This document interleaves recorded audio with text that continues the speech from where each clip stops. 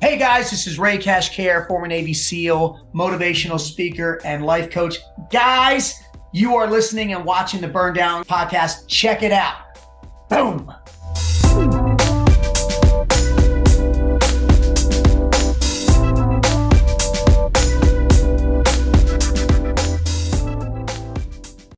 What's going on, everybody? Welcome back to another episode. Today's guest, he is a burned down veteran. Besides being a Navy SEAL veteran, he's also a burned down podcast veteran.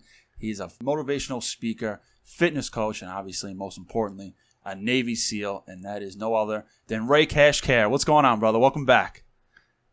What's up, guys? It's been a minute. I'm glad to be back. Yeah, well, glad to have you. Appreciate you taking the time out of your busy schedule. You're the, wake up early, go to bed late kind of guy and just grinding. So we appreciate you taking the time to sit with us on the Burn Down. Dude, we have been grinding hard. Mama's liking the paychecks, but she doesn't like me being away. So it's, yeah, you got to find that balance. You got to find the balance indeed, man. Just ordered her a new car, so she's not complaining too much, so we'll see. Yeah, there you go, right? It's like, hey, honey. She's like, hey, why do you away so much? Hold on, here's a new car. Oh, okay. All right, thanks. Yeah. Eases the pain a little it's bit. Funny. I know we'll get into it. People think I make a lot more money than I do. I do okay, but a lot of the TikTokers think, oh, that's what you do with all your money. Yeah, of course. Yeah, they don't understand, sure right? The internet is a wild place. The internet's a wild place. They make a lot of assumptions, as you already know. I hate it. I actually put something up there today, me cussing somebody out. I said, because I know all you sissy bitches missed me. Here you go. Well, it looks like, I don't know if this is the same room that we interviewed you a couple of years ago in, but it looks like it's at least a new room or renovated room. It's a new. We had to upgrade, so I've got all my stuff. I need a bigger one. We're getting ready to put the wood trim in the back. Got McTeam's famous bell back here. Yep. Got my booze, cigars are over there. Can't smoke in the house, but yeah, always got to have some of the things I had to do today. The knock off, I just get that all done. Just some a few. Just 15 or 20 things. It looks like a light day for you, right? 15, 20 items is a light day. You I still have to get a run in. Those cigars, you guys are just like rubbing it in my face because I can't smoke in the house. Well, I mean, if you're renovating, why don't you put in a cigar lounge? Put a big fan in there. Put some exhaust system in. Yeah, you try telling that to a woman from Brooklyn. I think gonna happen. I'm gonna say the conversation probably already happened, right? We did just build a beautiful deck, so she's like, "There's your." There you go. Your humidor and everything's out there. So that's where I smoke at. Hey, man. But I have the woods. It's beautiful. That's awesome. Little glass. I think I got a little upper scale JMO right there. It's beautiful. In case of emergency or glass. There you go. In case of emergency. Exactly. Yeah, so it's good to have you back on. We see you're growing, we're growing.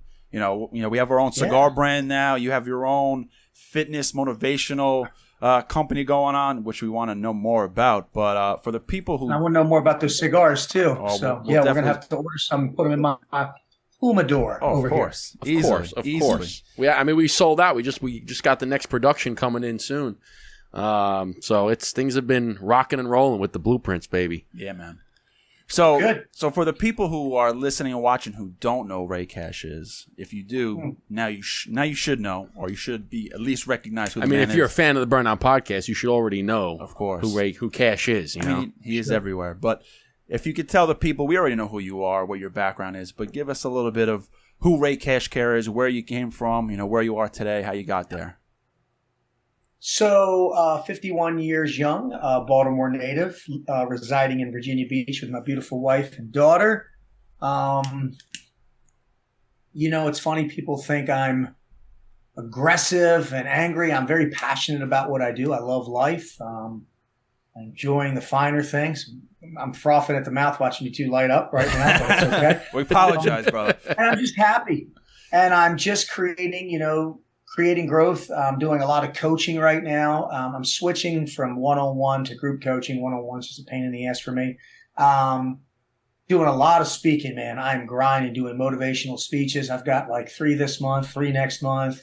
Going to be on ESPN in July, June, one of those months. Working with all calibers of individuals, from Fortune 500 CEOs, TCU. I talked to them before they got their ass handed to them. to, just regular Tom, Dick, and Harry who's just trying to kind of reignite that internal flame that's gone dog, with all the bullshit and crap that's going on with the world, Big shout out to Kid Rock for shooting up the Bud Light. I know that'll probably get cut off. I just saw that video today. My brother just sent me that today because my brother loves Kid Rock and he loves Bud Light. He's like, well, if Kid Rock doesn't like it, then I don't know if I can do it. I'll be with Bob 16 through 18 of April. So we're going to be at a golf event, and then he's doing a charity event. A comedy charity event. So I'll be there with like Gunnar Peterson and big fitness guy and a bunch of other people. So we'll be hanging out there. Excited. Yeah. Bob's good people. Just depends if you get Bob or Kid Rock. How did you guys link up? How did you guys become friends? I met him many, many, many moons ago when I was working for the CIA in Ramadi. He was with Robin Williams, Lance Armstrong, Lewis Black. They were doing a USO tour. And then we rekindled with the great and powerful Rob O'Neill. He was in Rob's wedding, not at it, but in it. So we just kind of remember the old days, started talking. A few beers were drank. Next thing you know, John Daly's hitting a golf ball off my mouth, and we never looked back. I remember that story from last time we had you on the show, and that's just, I personally think that John Daly is probably one of the most naturally gifted golfers. He's probably got the most raw talent. He just doesn't really give a shit and just kind of drinks how many rum and coke, smokes 3 packs of cigarettes. He just goes out and hits the ball. But that's just a great story. Like, hey, I had a golf outing, I had a couple beers. Next thing you know, I put a ball in my mouth, and John Daly hit the fucking golf ball out my mouth. Things escalated quickly, but that's what happens when you run with that crowd. Just there I was, or you don't have a hair on your ass unless. And that was a good day. I raised $11,000 for charity. I broke the club push-up record that some young kid did, and then I actually went against the champion last year. So I've been seeing you've been doing that a lot. You've been doing this push-up challenge. Anytime somebody challenges you to a push-up, you just go 1 for 1 until somebody gives up, right? Yes. Has anybody given you a run for your money? Oh yeah, a couple guys. Andre Rush, Chef Rush. They broke us up at the Venetian. That was going. We were 4 or 5 minutes into halfway down, halfway up, halfway down, halfway up. Has anybody beaten you? Has anybody beaten you? Not yet. Not yet. But, I get a lot of shit. Oh, you don't challenge the right people. I don't challenge anybody. Right. Yeah. People challenge me, and that's I'm gonna get beat. But there's certain rules. Listen, you're challenging me, then it's my rules. You do them my way. People like you cheat. No, we're not just doing this. I'm gonna time under tension, time under load. That's how I get people. So how many push-ups did you do when what's his name again? Chef Rush. Chef Rush. How many do you think you did? The most I've ever done, it wasn't with Chef when I went toe to toe. I beat a Marine. I think I stopped at 136. 136 slow, controlled. Wow. Push-ups. Super. We were kind of all the way up, but not like perfect. But we were moving at the end. So I'm not going to sit here and say that he was a young Marine, but I started slow, and then I used his power against him is what I do. I just know when to speed up and when to slow down. I run the tempo. But I'm 51. People are like, "Oh, you're cheating." I'm like, fucking 23 years old. I'm 51. Really? It's like they should you should give me a run for my money. I'm twice your age. Okay, you should be able to do that many push-ups. Okay, no doubt. I'd beat you if we did them my way. I told him when you're holding the crown for 6 years, go ahead. Until then, shut up. That's it. And it's funny whenever I'm with Andre Rush. He's a monster, 270, 6'4". He's a monster. His arms are this big. When we're walking, they go, "Push up, king." And I'm actually a couple months older than Andre. He looks like shit. He just looks old. Love you, Andre, but you look older. You need to moisturize or something. But I go, the big one or little one? And they always go, the little one. So I turn around, and then Andre, kind of gets me going. And Yeah, he's the guy that's on Instagram. He does with the knife. He does a lot of the knife. He has a huge bodybuilder guy. There's a new streaming app, Tubi, and he has a show on there. I was actually watching him. He's like, he's like another like celebrity. What do you call it? Celebrity chef, and he goes like kind of like he's got his hands in everything. He hangs out with Kevin Hart and he's hilarious. Chef, who's the mean one? Gordon Ramsay. Yeah. There's I love Gordon Ramsay. on Instagram where he starts yelling at me. You've been hanging out with fucking Gordon Ramsay too long, pointing at me, and then he starts yelling, and I'm like, it got real, because I always challenge him, and he's always doing something. I was like, the dog fucking ate your homework, blah blah blah. You always got an excuse, and then he was just like, pushing the buttons. He's the show. I forgot the name of the show, but it's on that streaming app Tubi, and he's like Gordon Ramsay and who's a bar rescue, John Taffer, like put together. He like goes into these restaurants and like takes the military mentality to fix these restaurants up, and he uses like push-ups as a way to like discipline the owners. And they're like, what? I cook burgers. Like, why am I gonna get on the floor? And he's like, get on the ground and do push-ups right now. I'm like, this is crazy. He's like, it's like Gordon Ramsay, John Taffer, but he looks like Ronnie Coleman. Yeah, 100%. Exactly. He's huge, and he has got a heart of gold. He can't walk 3 feet without getting a picture, and he will stop and do it every time with every person. He's just that guy of that caliber, That's really good to hear, because a lot of times these guys that blow up, they're super famous. You only see what is portrayed on social media, right? Or what's portrayed on YouTube or the TV. That's all you see, right? But then if you meet them, personally on the street, they might be assholes. And 9 times out of 10, that's why they're assholes. So it's nice to hear that somebody who has become this famous chef is just no matter who it is, it could be every 30 seconds. Yeah, no problem. I'll take a picture with you. Mm-hmm. Really humble guy, really sweet guy. It's great to hear that there's still people like that. Yeah, you never know. You never know what your superhero is going to be like. That's why sometimes they say be cautious of meeting your superhero or your hero, because they could end up being a dick and not the nice guy on TV. Boom.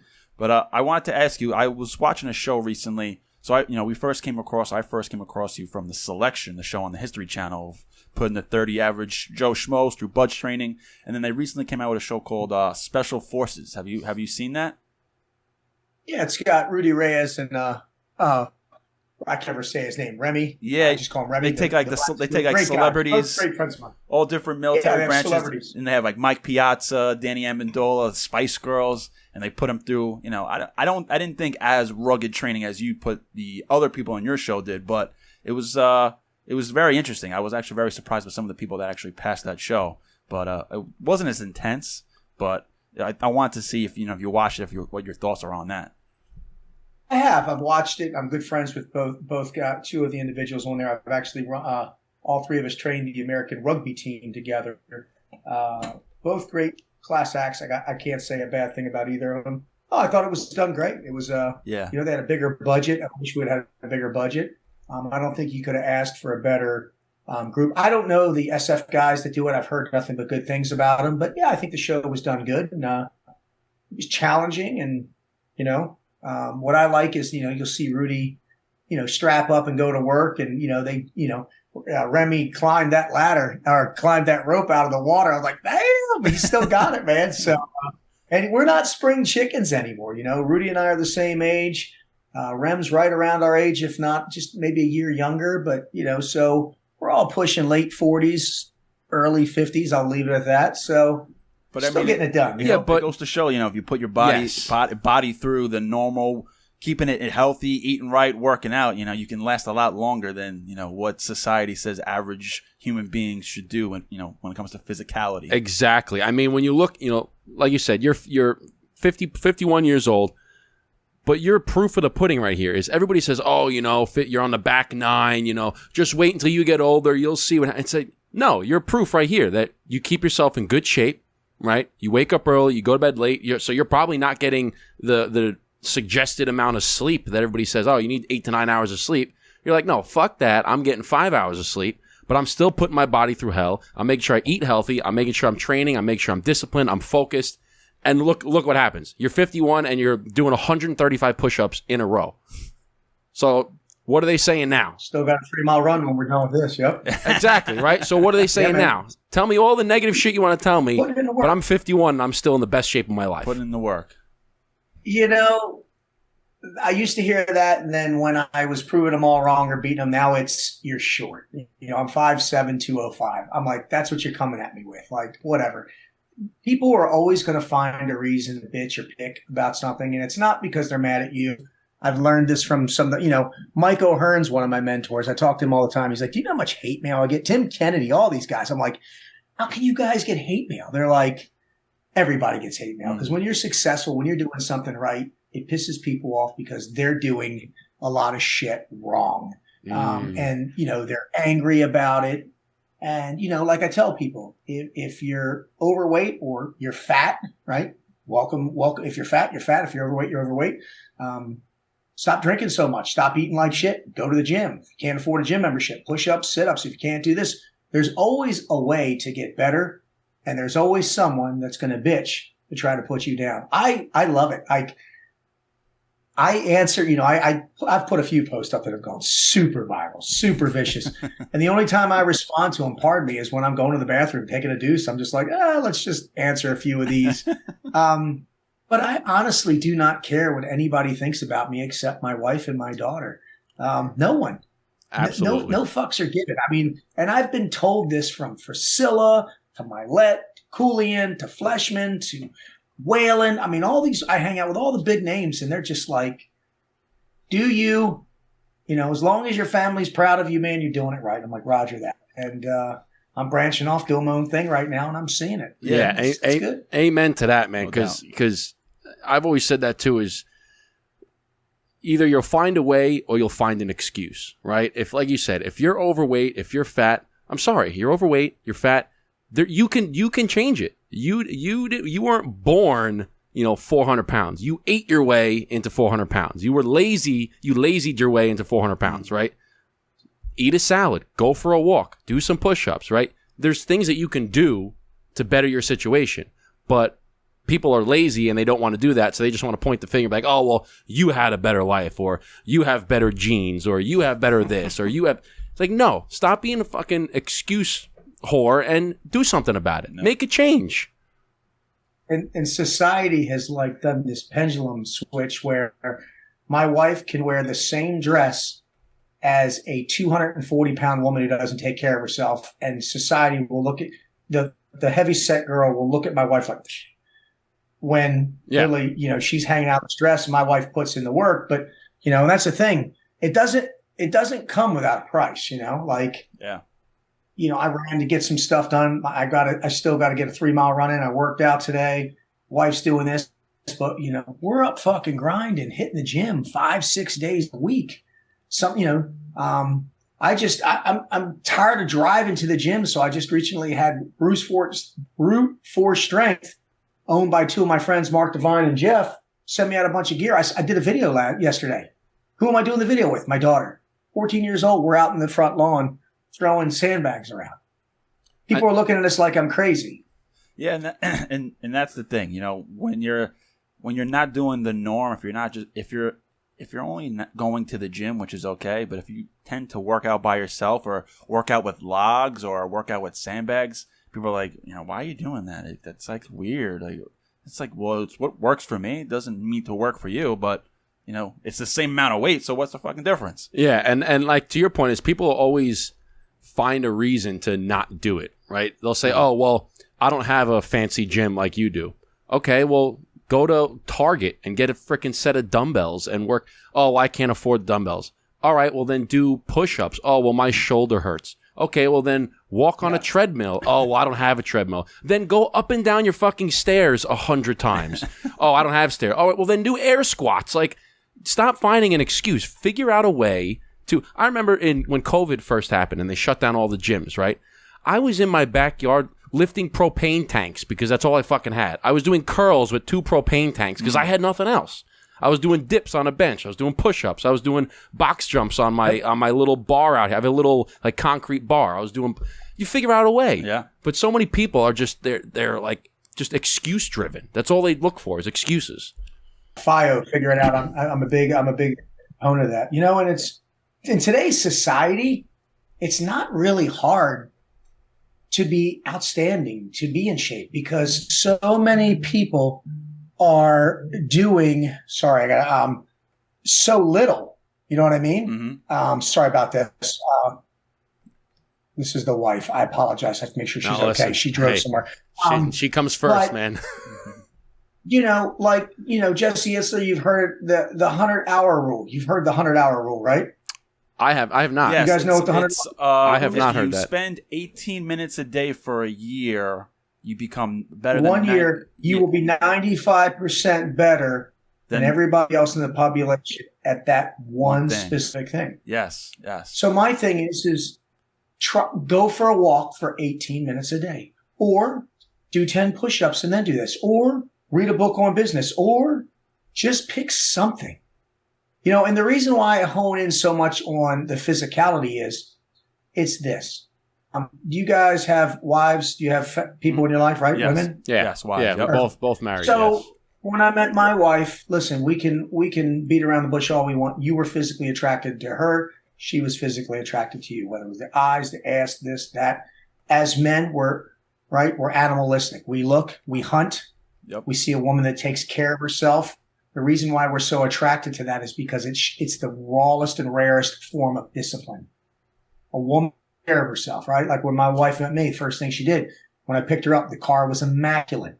I was early. I wasn't on time. I was fucking early. When she eventually, because I had to work my way to get her to come to the house was fucking immaculate. It's discipline. It's showing the not only respect to her, but the self-respect of who you are. No. I'm not going to get in a fucking car that's dirty. I'm not going to let my daughter hang out with some kid that's a fucking punk. I'm not going to do business with people that show up. We're supposed to be somewhere at 8 that are showing up at 8. One of my coaching clients today, they run a $1 billion company. They're 4 brothers. One of the brothers called me and said, hey, thinking about hiring the CFO, but she showed up 30 minutes late today. Do I need to answer this? Nope. No. How many millions of dollars pass through her hands a day? 30 minutes late? Motherfucker, when I showed up the interview with Bedros Keuilian, I was 3 hours early. When I showed up to meet my wife for my first date, I was 45 minutes early. Early's on time, on time's late, and late you're fired. Absolutely. And you just apply the same mentality to everything that you do in life. Perfect example, I coach people. How much time can you give me a day to go to the gym? An hour. Is that at the gym? Well, I got to drive 20 minutes to the gym. Then I got to change. Then you probably walk around, get on your phone. So technically you have 15, 20 minutes to work out. Well, yeah. Okay. So people have a misconception of what they really can do in the time frame that they can do it. Man, I go to the gym. I don't fucking talk to a soul. I wave. I'm there to go to work. Mm-hmm. Same thing, right? Like when I met my wife, I was going to work, man. I knew what my mission was, and I get it. And that's what people need to be more, purpose driven. I love the passion. I have passion too, but you got to be fucking purpose driven about something. And right now, my businesses are taking off, and I definitely feel it. I mean, shit, I'm gone 2 and 3 weeks out of between the 9th and the 25th, I'm home 2 days. Now I am taking the family to the Fountain Blue in Miami for a couple of days. They deserve it. Absolutely. Mom and my daughter are going to go shopping. I don't care. But that's what's so great about being an entrepreneur. And an entrepreneur is, the hustle's on you, baby. So I'm hustling right now, and I've learned from the best. That's awesome. So I'm bringing in some big months, doing everything I need to, putting a little bit aside so mom and her, get their little LV, little Louis, and whatever they want to do. Of course. You have to. You have to. It's all good. You have to. It's all good. That's what it's about. No, but I work hard for that. People are like, you're showboating.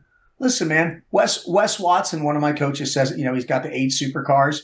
He's like, listen, I work fucking hard for these cars, and I'm going to drive them, and I'm going to show people it. And he sells because everybody wants Lamborghinis and the Bentleys and the Rolls Royces and all that shit.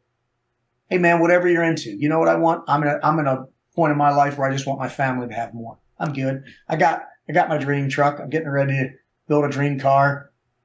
I want them to have it, Yeah. My daughter's already looking at Broncos. She's 14. Let her look. I love it.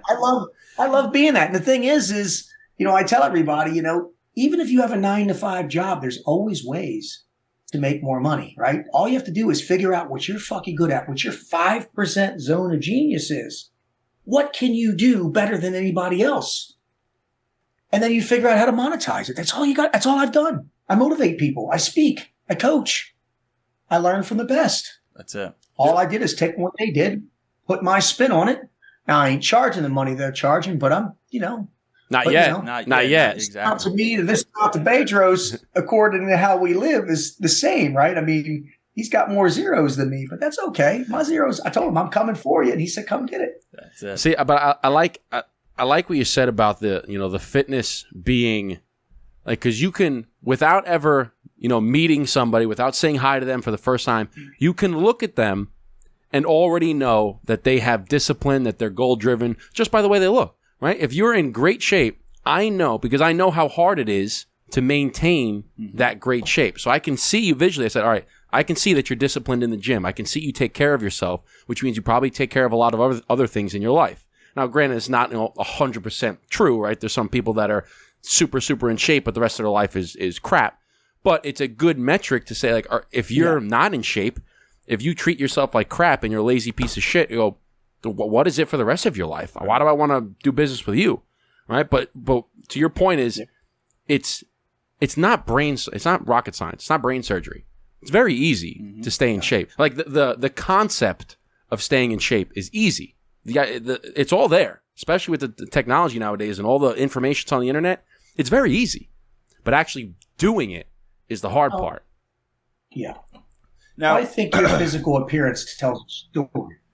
It tells a story, right? Like, perfect example, I was running some errands and I could have threw a hat on and had a T-shirt on, but I took that off. I wanted to look presentable. I know you two usually are in blazers and smoking and that, so I wanted to look the part. But I really think that, each person, each individual on this earth has a story to tell.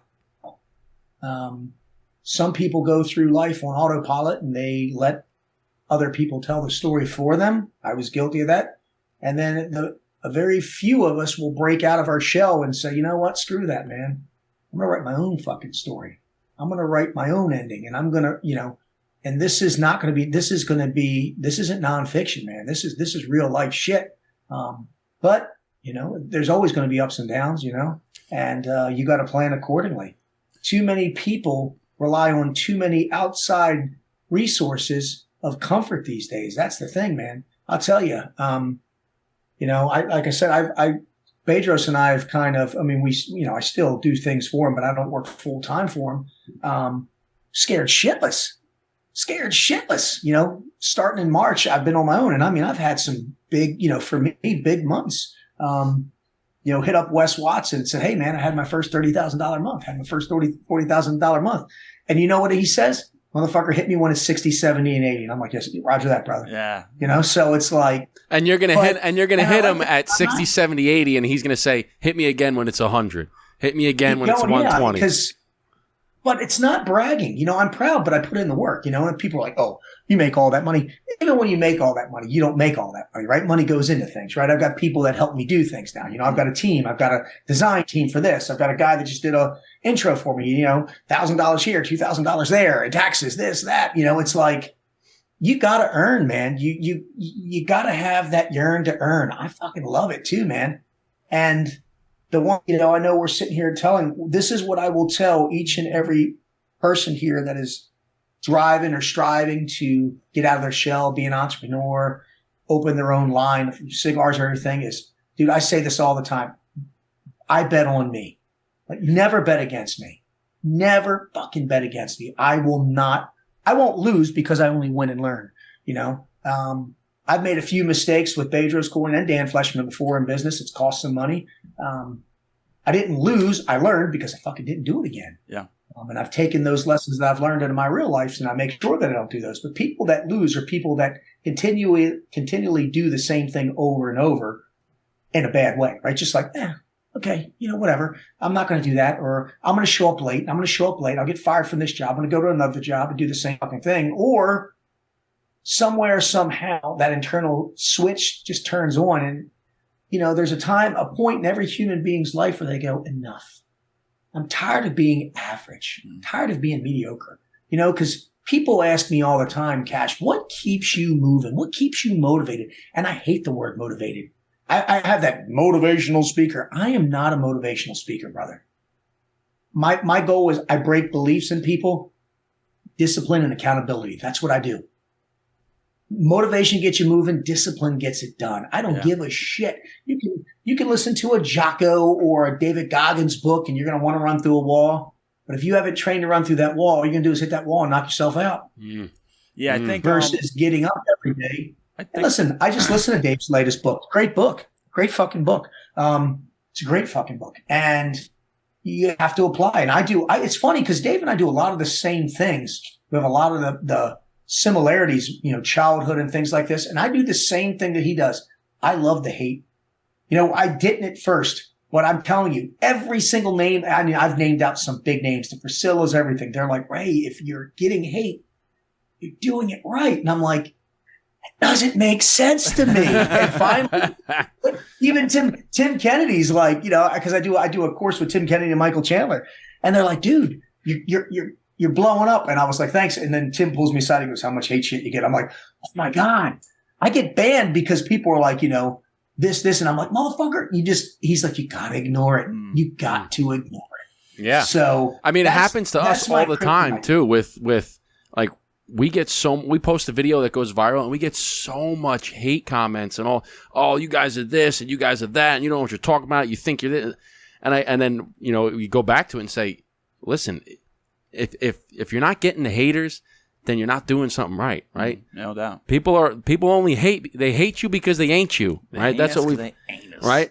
And what you said too about I remember you told us this the first time we met you, is that there's W's and there's L's in this life. There's wins and then there's lessons, right? And you had just touched on it again. That's it, man. I don't lose. Absolutely. It's only a loss or it's only a failure if you don't learn from it, right? If you do something you shouldn't have done and then you don't learn from it and you keep doing it over and over and over again, then it becomes a loss or failure. But if you learn from it, don't do it again, it just becomes a lesson. And now you're next level up. You do something wrong, you learn from it, next level up, and you keep moving forward. Now, the funny thing is I put a post up not too long ago and I told everybody I'm the world's biggest quitter. People are like, what?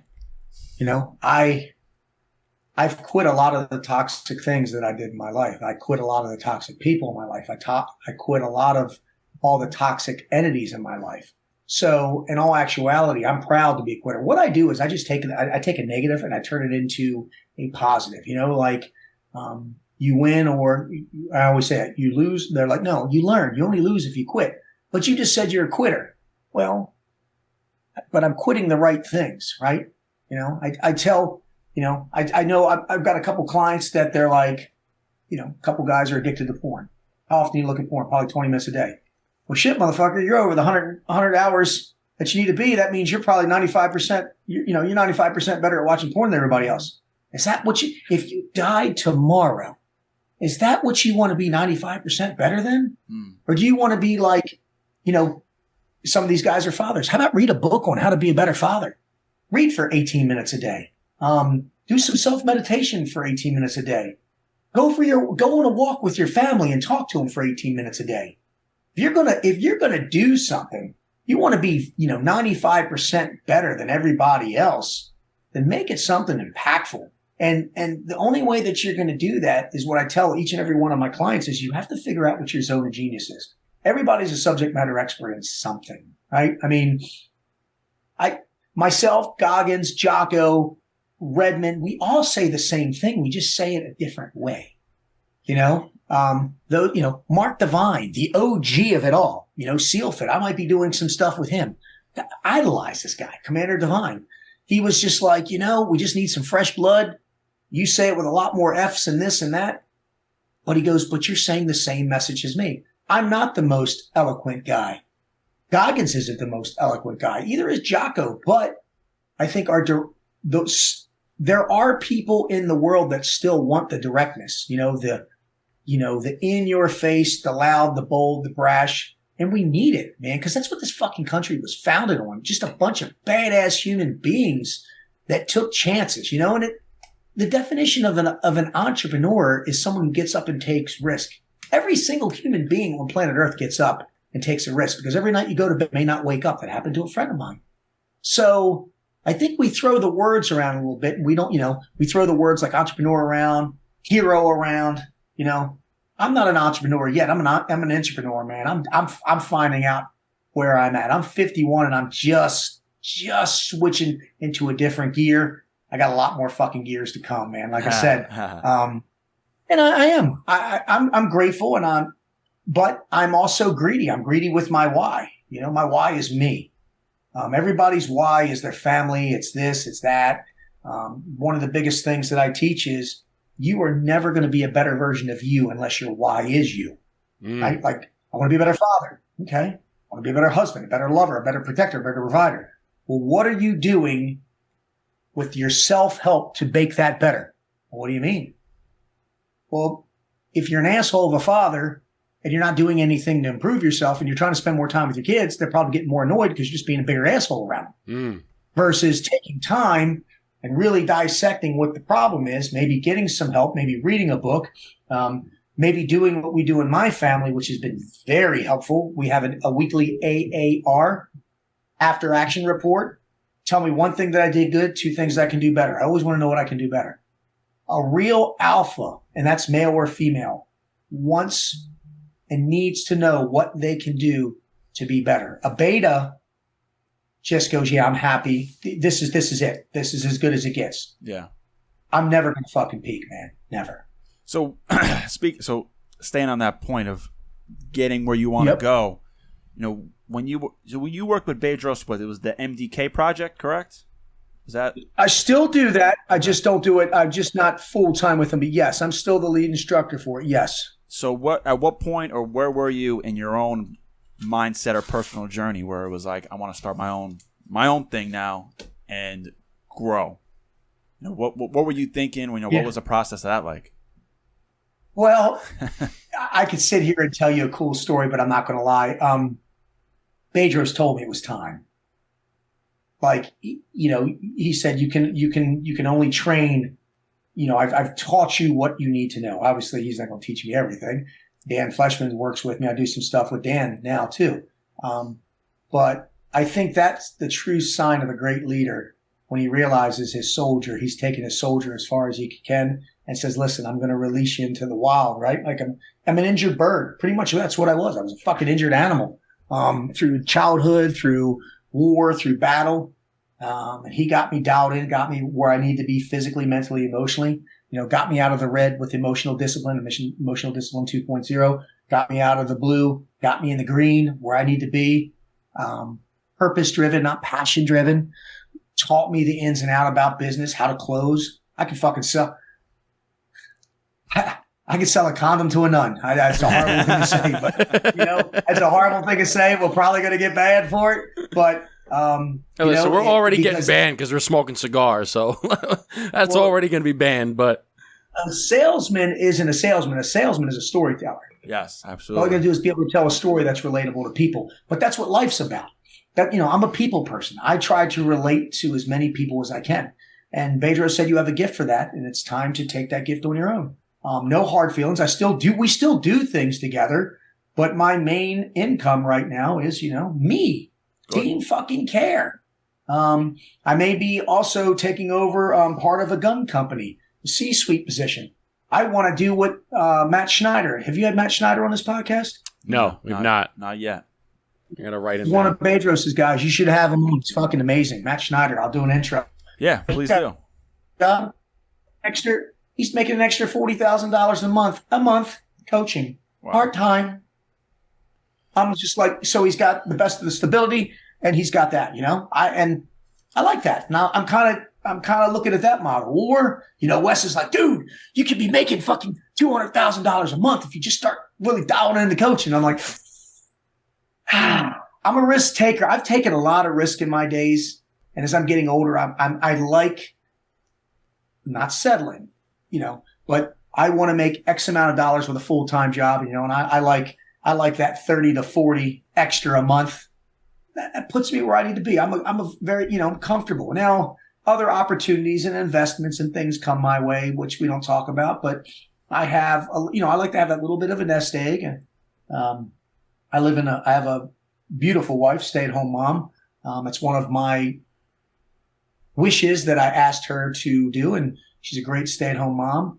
She's got the toughest fucking job in the world. My daughter's 14, and people are like, when is your wife going to go back to work? I'm like, hopefully never. Hopefully fucking never. I don't know who's driving by my house. We live in a beautiful neighborhood. Someone's got the music going loud. But, I come back from a trip. We spend time together, a little quality time. We'll leave that, this show ain't ready for that. I spend time with my family. She goes out and has brunch with her girlfriend. She works out every day. She fucking looks great. That works for us, man. But it allows me, while she's home taking care of my most prized possession, my daughter, my son's grown. He lives on the West Coast. And fucking grind, man. Sure, I always worry as a male, as a father, as a human, but I can fucking grind. And she's great, man. I do these amazing gigs. There's certain gigs, like she likes hanging out with Bob. She likes Kid Rock and certain other people, but other than that, she's like, yo, I'm good. Just make sure I got it. But the time that I have when I come home, it's got to be quality time, really pouring myself into her, and just drills that I've learned, like have a date night once a week with your wife. If you have a daughter, have a date night with your daughter. Go for walks. One of the biggest communication drills that I teach is with your significant other. And listen, guys, I don't care. I'm not saying you, but humans. I don't care if you are straight, bi. I don't care. Whoever your significant other is, go for a walk. If you have the income role, or you're doing more than them, or vice versa, and just I always do this. How was your day? She goes, good. It's like talking to my daughter. What'd you do? Stuff. Yeah. No. Really, tell me about your day. Well, I worked out. Okay. What did you do? Did you do a hit? Did you do a this? Did you do that? Did you do Tabata? And then all of a sudden she's like, wow, you're really interested in this. I'm like, yeah. So next thing you know, this walk turns into a 20-minute walk, which turns into, hey, why don't we go get some brunch? Right? So that talk, that communication drill just turned into a date. A date. Yeah.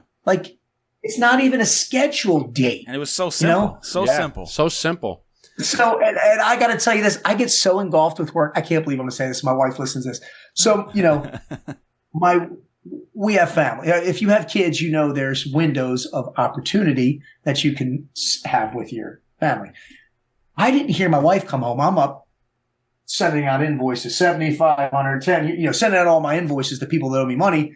And I didn't hear it. All of a sudden I get this, hey, and I'm like, hey, where are you? She goes, I've been home for 45 minutes. And I'm like, wait a minute, you got to now go get our daughter in 15 minutes. She goes, yeah, you missed your window. I'm like, So with that being said, gentlemen, make sure you do. I do 15-minute perimeters around the house, making sure she's home. But That's the point to that being serious is we get so engulfed in work that we don't sometimes really stop, listen, or hear or understand what the significant other is going through. I apologize. She was like, no, I'm not mad. I said, no. And I told her, I said, it was completely insensitive of me. I let the time go, but I used to sit, the other office was over the garage, so I could hear the garage. Our house is kind of big, so it's all the way on the other side. So I didn't hear the garage come open, and I didn't even hear, we just got all the doors redone. There's no squeaking. So I'm like, well, I'm going to just turn and burn. And when I turn and burn now, a lot of the lessons that I've learned is cell phone is down, watch is off. And all I do is my cell phone, I'll put I will dedicate myself to, certain block of something for 45 minutes to an hour. No distractions. I won't answer the phone. I won't do anything unless it's my wife calling, right? I have that's a separate thing. So I had no concept of time. Even though it says 17:45 here and 17:45 here, man, I've got the 50-year-old glasses on. I'm just grinding. You're just crunching trying away. to get everything done because life's all about time management, right? It's about the balance, right? The juggle, if you will. We're going to Miami, day after, we've got 20 people coming to the house for Easter. And we have someone, that gets all cleaned up. And then we are flying down to Miami, direct flight, and this is what I like about being an entrepreneur, man. 3 years ago, if you'd have talked to me, man, we were flying coach. We ain't doing that shit no more. Oh, no. I almost said the word. I didn't say it. I don't say it. I was thinking a woman. I almost said the word. I said, no, just spend the $3,000. But too many people go through life with too many buts. Just, we'll make it. We'll make it, Going down there, rent a cabana. Didn't realize how much fuck cabana was, but we got a cabana for one day. It's reasonable. We rented a nice car. We're going to go check in some sites. I want the girls to go shopping. But me spending, and I want people to understand this. And I know this sounds materialistic. Me spending $6,000, $7,000 created a memory. And I'm not saying because I don't do this with my girls a lot. I'm always on the road, but a lot of successful people said, Ray, you're really starting to climb the ladder, but what are you doing with them? And I'm like, shit, my wife's got a Tahoe that's got 160,000 miles on it. And Pedro's is like, what the fuck are you buying her a new vehicle? I'm like, what do you mean? He's like, didn't she want that new Lincoln Aviator? I'm like, yeah. He goes, fucking buy it. And I'm like, you're right. So I told my wife, I saw what she wanted, got the vault in it and all this stuff, and we ordered it. We get some deals with some people that we know, and she was like, and I'm like, yeah. We'll figure it out, man. I think if you just have a passion for the grind, you will always figure it out. It's so easy. I think it's never been easier to make money in the economy right now because so many people don't want to work. Mm-hmm. Fuck. If I need to go make money, I'll just get a job working at a restaurant. Nobody fucking wants to work there. You're right. 100% we went to a right. restaurant, there's no service. Some girl just quit. She just walked out. You didn't even think about quitting a job when you were a kid. You were honored to have that job. That's what America needs. We need to rekindle that American torch that all of us are born with instead of this, and listen, I'm going to fucking, I'm going to say this and I'm so fucking furious about it. The transgender that just killed the 6 individuals in Tennessee. God bless the 6 that, right? Love them. Absolutely. Press secretary, whatever, for the president got on and gave her condolences to the transgender community. Are you fucking kidding me? It's a damn shame. I don't know what's going on. Don't even get me started. Yeah. Don't even get me started with it. I get so angry. I see this shit every day. Don't even get me started, man. Every day I'm like, what? How does that make sense? What? What is going on? Not the 6 lives that were taken by the shim. And listen, I don't give a shit what your sexual preference is. I really don't. Mm-hmm. I could care less, right? I love and hate. If you're a great human being, I will love you. If you're a jerk, I don't care what genitalia you have. I'm not going to like you. But taking other people's lives, innocent people, because you can't figure out your shit, no. Absolutely it's unacceptable. And a lot of this shit doesn't happen in other countries because the government doesn't allow the media mainstream to do and get away with the shit they do. We are literally just being like, look at us. It's like almost cool to go out and hurt people now, innocent kids. The shit that we allow as a community, as a civilization on this side of the world is ridiculous because that shit doesn't happen on the other side. Trust me, brother. You're 100% that shit doesn't right. happen. No doubt. It's a bunch of I know we got off the business side, but no.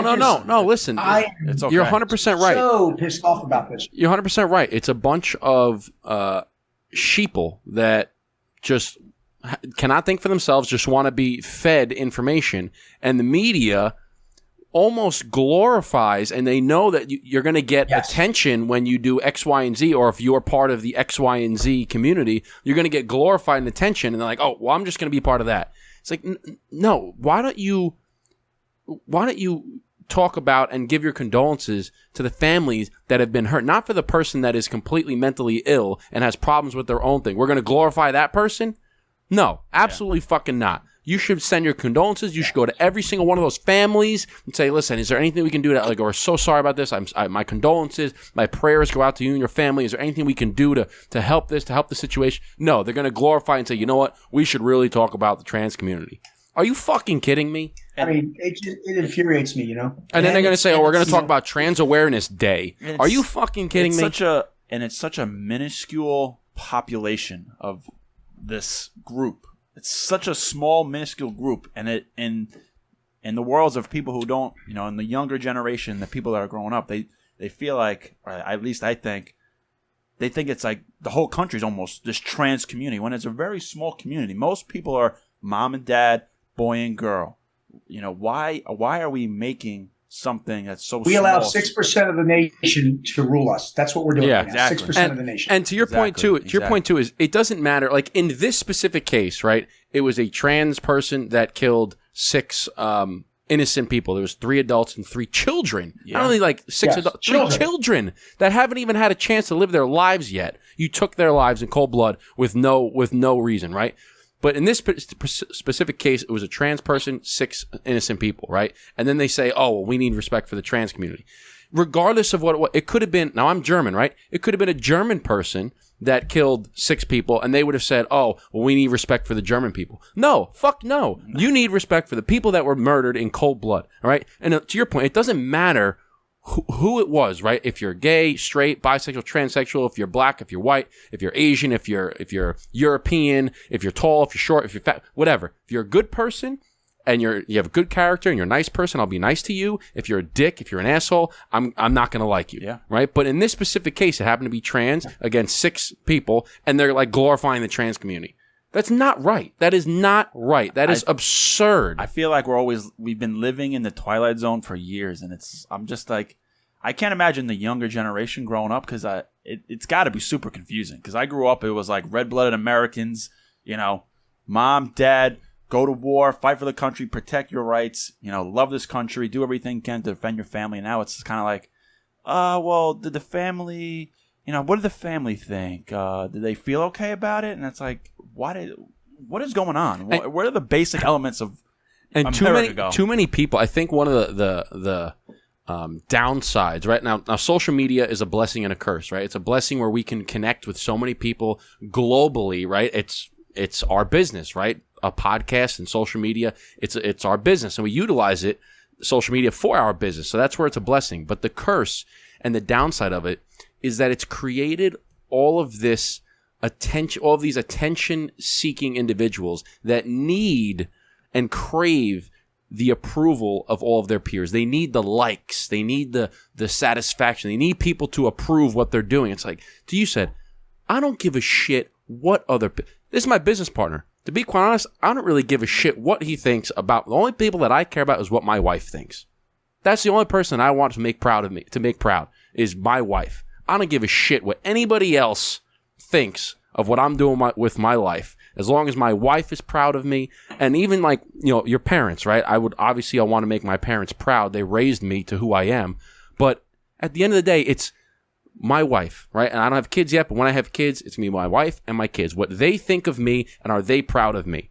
But everybody nowadays, they want the attention, and they crave likes from random people they've never met who are probably sitting in their parents' bedrooms craving the likes. Mm-hmm. I go, just take a step back and think about what you're saying. You want likes from a random person that you're never going to meet, that is not paying your bills, they're not helping you in any way, but you're going to be dissatisfied with your life because they didn't like your post? Are you kidding me?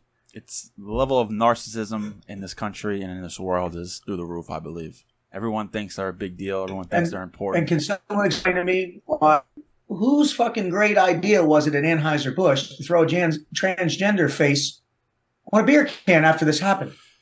Great question. Again, it's marketing. I went to, community college 101 class, marketing 101. Know your audience, know who your target audience is to sell to. And if you're Bud Light, you should know who your audience is. Yeah, I wonder what happened to their stock value after that. Again, the trans community is such a small, who knows if they even drink beer? Why take that risk? Why do that? What is that going to bring you? Yeah, you're going against the 80% of Americans that drink Bud Light, and you're gonna support this 1%. Yeah, it's bizarre, man. It's so bizarre. I'll never drink their beer again because they put a transgender on there. I'll never drink their beer again because it's a disrespect to the humans that trans. Like, you just don't do that. Like, 100%. That would be like Hitler doing his thing and you putting a picture of Hitler on. It's ridiculous. Exactly. And that was what I was saying before. It's not the fact that it's the trans community. In this specific case, it happened to be a trans against the 6 people, and then they were supporting trans. Like you said, if it was a German against this, and then all of a sudden they're going to put a German flag on their beer can, Yep. That is just horrible. That is horrific. Why would you do that? And that basically means if I'm just thinking logically about this scenario and all the information that's at hand, in this case, you have person X killed all these people. And then over here, you're going to put person X, his face on the can. That means you're supporting the murder of these 6 people. No, that's what's going on in my brain. And there's no like, I mean, at least that I see, there's no uproar, no outrage kind of, there's obviously people upset about it like us, but there's other people that are just like, okay, whatever. Yeah, on to the next. And what about the fact that it was no big deal. What about the fact that it was a Christian school? No doubt. Why is it not labeled as a hate crime? Or why are we not talking about how this was a Christian targeting and you're targeting the Christian religion? I'm Christian. He's Christian. I don't know if you're Christian. I'm Christian. Why are they not targeting it as a hate crime, saying this is a crime against Christians? Everyone's, the media and the society's priorities are all, stuff we already know, all screwed up, all out of whack. And it's like I can't even turn on my phone, my TV without something just like getting me going. And it's never used to be like this. There's always something going on. You're getting angry at something. You see something, you're like... Getting me heated right now. Yeah, I know. And it's bizarre, man. It's crazy. That's why we got cigars, to kind of relieve us. Yes, exactly. Us, right. Stress, keep us down. But, to go off topic... I was going to say, let's take a little twist here. I wanted to... I never asked you about this last time, but I knew you were in a couple different films, and specifically Captain Phillips. I wanted to know... how'd you get in that? How'd you get there, and what was your role in it? Because I remember I watched Captain Phillips a few times, and I'm like, am I gonna see Ray anywhere? Like, is he in the background? Is he one of the guys that saves Captain Phillips? What was that? What was that avenue like? So I started off as an extra. I was working up at the farm, which is a shooting range for the agency. And then, long story short, I tried out for the position for the part that I wanted to get it. They offered me X amount of dollars, which was nowhere near what I was making as a firearms instructor. So I said, nah, I'm good. I had a gentleman by the name of one of Dana Burnetti's staff call me back and say, hey, they really liked you. We heard you make X amount of dollars. We want to give you an extra $50 a day if you'll come and do this for 2 weeks. I said, shit, yeah, let's do it. Showed up, and the one guy who was supposed to get the role, I had something happen. They introduced me to I met Dana Bernetti on set. We had a lot in common. We both had Range Rover HSEs. He had a 69 fastback original numbers. I had a 70 Bronco, not matching numbers. I had a daughter. He was going to have a daughter. Long story short, we start talking. He goes, hey, I really like kind of your personality. I'd like you to go put on your little uniform, and then I want to try something. I was like, what the fuck did you say to me? Little uniform. Putting on the outfit, or our camis is what it would be called. So I do that. Come up. He goes, I want to introduce you to somebody. He goes, hey, this is Tom Hanks. I was like, no fucking shit. Ran through a couple lines. I'm good friends with his son. I talked to his son yesterday. And which son? The actor or the rapper? Chet. Got it. So he was actually in the movie with the submarines with his dad. The Greyhound. Okay. Justin's actually never seen I've actually never seen the movie. I've seen the clip. I actually just watched the clip on your website. I'm in that movie 3 times, but you got to watch real fast or I'm gone. So jocking up, I'm putting on a wetsuit. I grab the bad guy and bring him over to the boat, and at the end I say, "Are you okay?" And I walk Tom to on the bridge or the deck of the ship to the medical facility. That's it. All right, I'm going to have to watch, because I was watching the clip. Movie. There was a clip on your website, and I was watching. I'm like, where is he? And then Eric was saying, oh, you got to watch this movie. Okay, so you had no beard. Oh, that's okay. Maybe that's why I missed it. I'm like, where is he? Yeah, and there was a guy, and I'm like, that kind of looks like him, but there's no beard on it. So that must have been him. Just look for a handsome guy with no beard. Deal. I'm gonna have to watch it. I'm gonna have to. I can't believe you're such a movie guy. You know what? It's been on. I've been wanting to watch it, and then I just kind of, it came out. And I was like, oh, that's gonna be a really good movie. I want to watch it, and then it kind of came and went, and I haven't watched it. But is Tom Hanks a good guy in person as he is on camera? Yeah, super nice guy. Yeah. He loves boats. Talks about Greece. Loves his family. We were doing some stuff, and he had a yacht, like a boat, one that he would go eat on. and he was going to have us come eat with him because me and the guy Keith, the two SEALs that were actors, and they were going to have the boat go over, and they wouldn't let the ship guys go over and eat there. They would just let us drop off. So I had a shit ton of chicken, and Tom's like, "What do you got in there?" And I'm like, "I got chicken." He's like, "Well, I guess I'm not eating steak and lobster. Let's go." So we all I had a big 6-pack cooler, and all of us ate that. No way. He's a real cool guy. That's awesome. Yeah, he super nice guy. He met my wife, met my daughter. Does he smoke cigars? Yeah, great guy. Huh? Does he smoke cigars? He didn't then. I don't know him well enough to do that. I lifted with his son and Mike O'Hearn a couple times, and I've been on a couple stages where Chet's been there because he's a big Wes Watson follower.